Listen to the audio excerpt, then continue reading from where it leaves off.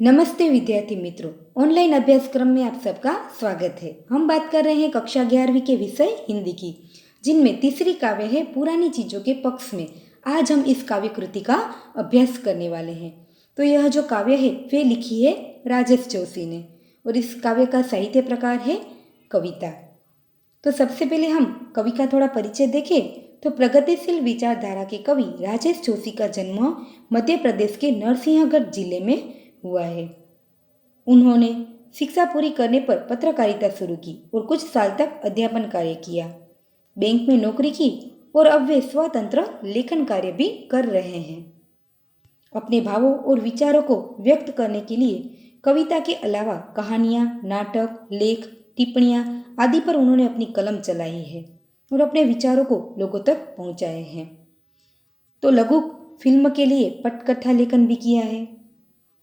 भारतीय भाषाओं के साथ अंग्रेजी, जर्मन, रूसी भाषा में उनकी कविता के अनुवाद भी हुए हैं। राजेश जोशी के 4 कविता संग्रह माने गए हैं, जिनमें एक दिन बोलेंगे पेड़, मिट्टी का चेहरा, नेपथ्य में हंसी और पंक्तियों के बीच, यह उनके कविता संग्रह है। तो कहानी संग्रह में हम देखें तो सोमवार और अन्य कहानियाँ, कपिल का पेड़, 3 नाटक, अच्छे आदमी, जादू जंगल, टंकारा का गाना शामिल है। आलोचनात्मक टिप्पणियों की किताब एक कवि की नोटबुक भी प्रकाशित हुई है। तो उन्हें अच्छा साहित्य सृजन देने के स्वरूप में हम कहें तो बदले स्वरूप शमशेर सम्मान, पहल सम्मान, मध्य प्रदेश सरकार का शिखर सम्मान और माखनलाल चतुर्वेदी सम्मान के साथ केंद्रीय साहित्य अकादमी के पुरस्कार से भी उन्हें सम्मानित किया गया है। तो अब बात करते हैं उनके प्रस्तुत काव्य के शीर्षक की, पुरानी चीज़ों के पक्ष में। यहाँ पर उन्होंने कहा है कि कुछ चीज़ें पुरानी होते हुए भी मनुष्य के जीवन में हर वक्त उपयोगी या तो उपयुक्त रहती है। आज 21वीं सदी में गौर करें तो हमारे आसपास कई सुविधाएं हैं, नई नई अनेक वैज्ञानिक उपलब्धियां हैं, फिर भी मनुष्य को हम देखें तो कहीं ना कहीं निराशा नजर आती है। ऐसी स्थिति में ऐसी कौन सी चीज़ें हैं या कौन सी बातें हैं जो पुरानी है फिर भी मनुष्य के जीवन को सरल और सहज बनाने के लिए उपयुक्त है, उचित है? तो इस बात को कवि ने विभिन्न उदाहरण द्वारा यहाँ पर व्यक्त किया है कि कुछ चीज़ें या कुछ मान्यताएं, कुछ पुराने संस्कार पुराने होते हुए भी मनुष्य के जीवन में हर वक्त उपयुक्त रहते हैं, उनका उपयोग हर वक्त रहता है। तो इस तरह यहाँ कवि ने कुछ उदाहरणों के माध्यम से पुरानी चीज़ों के महत्व को समझाया है और उनकी उपयोगिता के बारे में बताया है, जो आज भी आधुनिक समय में मनुष्य के लिए बहुत ही उपयोगी है। यहाँ हम पढ़ सकते हैं कि राजेश जोशी की कविता में स्थानीय बोली बानी, मिजाज और मौसम सभी कुछ व्याप्त है। प्रस्तुत कविता में सच के साथ मनुष्यता को बचाए रखने के लिए कवि निरंतर संघर्ष करते रहते हैं। तो आधुनिकता के बढ़ते कदम से दुनिया के नष्ट होने का जितना खतरा प्रबल है यानी शक्तिशाली है, उतना ही जीवन की संभावनाओं की खोज में कवि व्याकुल या तो बेचैन नजर आ रहे हैं। तो अब हम उनकी कविताओं के माध्यम से उनके विचारों को समझते हैं। आज मनुष्य ने विज्ञान और तकनीकी के क्षेत्र में बहुत ही विकास कर लिया है। उनमें रहना उनकी एक आदत सी पड़ गई है। इसने हमारे जीवन को आसान, सरल और सुविधाजनक बना दिया है। आज हम जीवन के हर प्रश्नों की समस्याओं को सुलझाने के लिए आधुनिक उपकरणों की सहायता भी लेते हैं। इन सभी चीज़ों का प्रयोग ना करते तो आज हमारा जीवन काफ़ी दुष्कर होता। इन नवीन आविष्कारों ने हमें बहुत लाभ पहुंचाया है। हम देखें तो आज चारों तरफ तकनीकी मौजूद है, चाहे कोई भी क्षेत्र क्यों ना हो, कंप्यूटर हो, fridge, technology, mobile, washing machine, यातायात के कुछ साधन ले लीजिए, शिक्षा के कुछ माध्यम ले लीजिए, सभी चीज़ों में, सभी पक्ष में, या तो हम कहें कि सभी क्षेत्रों में आधुनिकता के दर्शन होते हैं। इस तरह हम कह सकते हैं कि हमारा जीवन अनेक सुख सुविधाओं से भरा हुआ है, परंतु इतनी सारी सुविधा के बावजूद भी हमारे जीवन में जिसकी कमी महसूस हो रही है, जो हमारे पुराने संस्कार, संस्कृति, जो हजारों साल पुरानी है, परंपराएं हैं, वे सभी की बात आज हमें याद आती है। सुबह से शाम तक पूरे दिन में हमारे जीवन को सरल बनाने के लिए हम क्या करते हैं, इन आधुनिक चीज़ों का प्रयोग करते हैं और आधुनिक जीवन शैली से जुड़कर अनेक सुविधाओं का लाभ उठाते हैं। परंतु कुछ चीज़ें ऐसी भी है जो पुरानी होकर भी पुरानी नहीं होती।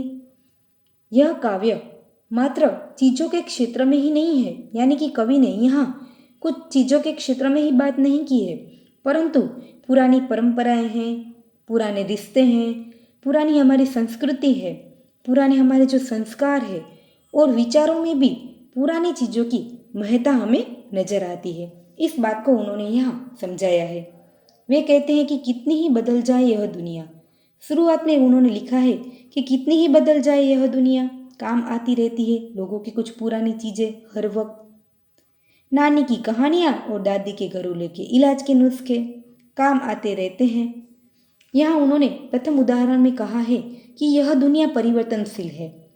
दुनिया में नित नए परिवर्तन होते रहते हैं, लोग नई नई चीज़ों को शौक से अपनाते भी है, पर पुरानी और अच्छी चीज़ों के बात करें तो वे उन सभी चीज़ों को त्याग भी नहीं देते हैं। पुरानी चीज़ें आधुनिक युग में भी हमेशा लोगों के काम आती रहती है। यहाँ उन्होंने उदाहरण के रूप में बताया कि नानी की कहानियाँ और दादी के घरेलू नुस्खे के इलाज आज भी काम आते रहते हैं। आज आधुनिक समय में हम देखें तो बच्चे क्या करते हैं, टीवी, मोबाइल, कंप्यूटर, इन सभी चीज़ों में वे क्या करते हैं, व्यस्त लगे रहते हैं। परंतु यदि उन्हें नानी की कुछ ऐसी बोधप्रद कहानियाँ सुनने को मिल जाए तो वे उनके जीवन को एक नए मोड़ पर लाकर खड़े रख देते हैं। तो आज आधुनिक समय में हम कई आधुनिक टेक्नोलॉजी का प्रयोग करके अपना इलाज करा सकते हैं, परंतु दादी के कुछ ऐसे घरेलू उपचार हैं जो हमें हर वक्त उपयुक्त नजर आते हैं। हम कहें तो नानी की ज्ञानप्रद कहानियाँ और दादी के इलाज के घरेलू नुस्खे न कभी पुराने हुए हैं न कभी पुराने होंगे। वे हर युग में लोगों के काम आते रहेंगे। इसी तरह उन्होंने दूसरा उदाहरण कहा है कि जैसे सदियों पुराने पहाड़ और प्राचीन यानी पुरानी और स्मृतियाँ यानी याद, उनके किनारे बसी सभ्यताओं की। वे कहते हैं कि हर युग में लोगों के काम आते रहते हैं यह पुराने संस्कार। इसी तरह सदियों पुराने पर्वत यानी जो अपनी पर्वत प्रकृति की समृद्धि में अपनी विशेषता बताते हैं और उनके किनारे बसी रची प्राचीन सभ्यता की भी कभी नष्ट नहीं हो सकी है। उसकी याद लोगों को हमेशा रहेगी और वह हर युग में उनके काम आती रहेंगी। जो उनकी पुरानी प्राचीन संस्कृति है, प्राचीन पुरानी बातें हैं, पुरानी सभ्यताएं हैं, पुराने विचार हैं और हम कहें तो समझदारी पूर्वक की जो पुरानी बातें हैं वे आज भी इन पर्वत पहाड़ों के किनारे कहीं ना कहीं रची हुई हमें नजर आती है। तो आगे कवि कहते हैं कि कंप्यूटर और सैटेलाइट के इस युग में भी दुनिया की हजारों सड़कों पर दौड़ती रहती है हमारी पुरानी साइकिलें। आधुनिक युग कंप्यूटर और सैटेलाइट का युग है। हम आज जानते हैं कि कंप्यूटर और सैटेलाइट के मदद से हमारे हर कार्य सरल और आसान बन गए हैं। हम दुनिया के किसी भी कोने से दुनिया के दूसरे किसी भी कोने तक अपने विचारों और भावों को पहुंचा सकते हैं। संदेश व्यवहार की आप-ले कर सकते हैं। अधिकांश कार्य आज इन दोनों के सहयोग से संपन्न हो रहे हैं। इसके बावजूद भी कुछ पुरानी चीज़ों की अहमियत आज भी पहले जैसी है। उदाहरण के रूप में उन्होंने कहा साइकिल के बारे में। साइकिल भले ही पुरानी युग की चीज़ है। पहले के समय में लोग पैदल एक जगह से दूसरी जगह जाया करते थे, फिर साइकिलें आई, फिर आधुनिक समय में हम देखें तो यातायात के कई ऐसे साधन मौजूद हैं जिनसे समय और शारीरिक शक्ति का उपयोग कम होता है और मनुष्य को कई सारी उपयोगिता होती है। उनका जीवन सुख सुविधा से भर गया है। परंतु साइकिल भले ही पुरानी युग की हो पर आज भी वह बिना खर्च की सवारी है। वह हजारों सड़कों पर दौड़ने वाले लोगों का मनपसंद वाहन भी है। हम कहें तो दुनिया में बदलाव तो आता ही रहता है, फिर भी कुछ पुरानी चीज़ों कभी नहीं बदलती। साइकिल बहुत पुरानी सवारी है, इसके बावजूद उसका प्रयोग आज भी हो रहा है। उसकी उपयोगिता कम होने के बजाय बढ़ती ही जा रही है। उसमें न पेट्रोल का कोई खर्च है, न डीजल का और न कोई और समस्याओं का। पार्किंग का झंझट भी उससे नहीं है। इसलिए सब प्रकार से सुविधाजनक होने के कारण सड़कों पर आज भी साइकिल चलाई जाती है और वे पुरानी होकर भी नए युग में लोगों के लिए हर तरह उपयोगी हो रही है। और वे हम देखें तो सड़कों पर दौड़ने वाले लोगों का वे एक मनपसंद वाहन भी है। तो आगे वे कहते हैं कि यहाँ उन्होंने इस आधुनिक युग में पुरानी इस साइकिल का भी महत्व समझाया है। तो आगे वे कहते हैं कि सच एक प्राचीन चीज है और हालांकि झूठ भी, और वक्त पर दोनों ही काम आते हैं आदमी के। हम कहें तो इतना ही नहीं, सच बोलना पहले भी अच्छा माना जाता था, इसके साथ झूठ भी सच जितना ही पुराना है। नए जमाने में भी दोनों अपने प्राचीन रूप में प्रचलित है और समय समय पर आज भी वे वक्त आने पर लोगों के काम आते हैं। हम कहें तो सच और झूठ, कवि कहते हैं कि सच की महिमा प्राचीन काल से ही आज तक है। इसी तरह झूठ का प्रयोग भी बहुत पहले से होता आया है। दुनिया के बहुत बदल जाने के बावजूद भी इनकी उपयोगिता अभी भी बनी हुई है और वक्त आने पर ये सच और झूठ दोनों मनुष्य के लिए उतने ही उपयोगी है। तो आगे वे कहते हैं कि सारे बहस मुहासिबों के बावजूद, यानी झगड़े लड़ाई, उनके बावजूद इतना तो तय है, इतना तो निश्चित है कि बनहिस्बत उनके बदले, किसके बदले, हिंसा के बदले एक सादा सरल जीवन ज्यादा काम आता है लोगों के। हम कहें तो सादा और सरल जीवन प्राचीन सभ्यता की देन रहा है। उसका अस्तित्व आज भी उसी तरह विद्यमान है। यदि आधुनिक युग के हिंसा प्रधान वातावरण से उसकी तुलना की जाए तो सादा सरल जीवन लोगों के ज़्यादा काम आता रहता है। हम कहें तो हिंसा समस्या का समाधान नहीं है। हिंसा से कोई भी समस्या सुलझने की अपेक्षा और कठिन और जटिल हो जाती है। सादा और सरल जीवन प्राचीन सभ्यता की देन है। उसका अस्तित्व सदा रहने वाला है। उसी से मनुष्य सुख, शांति और चैन से अपना जीवन निर्वाह कर सकता है। हिंसा मनुष्य की स्वाभाविक वृत्ति नहीं है, वह क्षणिक आवेश है। सामान्य रूप से मनुष्य अहिंसक रहता है। समाज में रहने के कारण उसके व्यवहार में अहिंसा की प्रधानता होती है। प्रेम, सहयोग, सहकार, मेलजोल, ये मनुष्य की स्वाभाविक वृत्तियां हैं। इन्हीं से जीवन में सुख शांति रहा जा सकता है। इसलिए लोगों को हिंसा के बजाय सादा और सरल जीवन ही ज्यादा पसंद है। तो आगे हम देखें तो कवि और उदाहरण से कहते हैं कि हत्यारों का शोर इसलिए ज्यादा है कि वे ज्यादा संगठित है। हम कहें तो वे आगे कहते हैं कि दूब कम शोर मचाती है। दूब का अर्थ होता है एक छोटी सी घास। वृक्षों से विनम्रता कोई कायरता नहीं है। नई नई मूर्खताओं के बावजूद बची रहती है पुरानी समझदारियाँ, स्मृतियों में बची रहती है थोड़ी सी टीस और थोड़ी सी मिठास। आगे वे बताते हैं कि हत्यारों का शोर तो इसलिए ज़्यादा संगठित है क्योंकि वे सभी संगठित है। उनके सामने दूब एक छोटी सी घास वे कम शोर मचाती है। हम कहें तो क्रूरता और विनम्रता में से विनम्रता सबसे ज़्यादा श्रेष्ठ है। यह बात हर व्यक्ति स्वीकार करता है, पर हिंसा का शोर अधिक है। ऐसा इसलिए है कि हत्यारे अधिक संगठित हैं। विनम्रता में शोर के लिए कोई स्थान नहीं होता है। शोर का प्रवेश होने पर विनम्रता नहीं रहती। यह बात कवि एक उदाहरण के द्वारा हमें समझाते हैं, वृक्ष और दूब के माध्यम से। वृक्ष और दूब के माध्यम से समझाते हुए वे कहते हैं कि तनकर खड़े हुए वृक्ष, जो ऊंचे खड़े हुए वृक्ष होते हैं, वे हवा लगने पर बहुत ही शोर मचाते हैं। कभी कभी वे टूटकर गिर भी जाते हैं, गिरकर जमीन पर नष्ट हो जाते हैं। पर लोचदार दूब हवा लगने पर कभी शोर नहीं मचाती है और हवा दूब का कुछ भी नहीं बिगाड़ पाती है।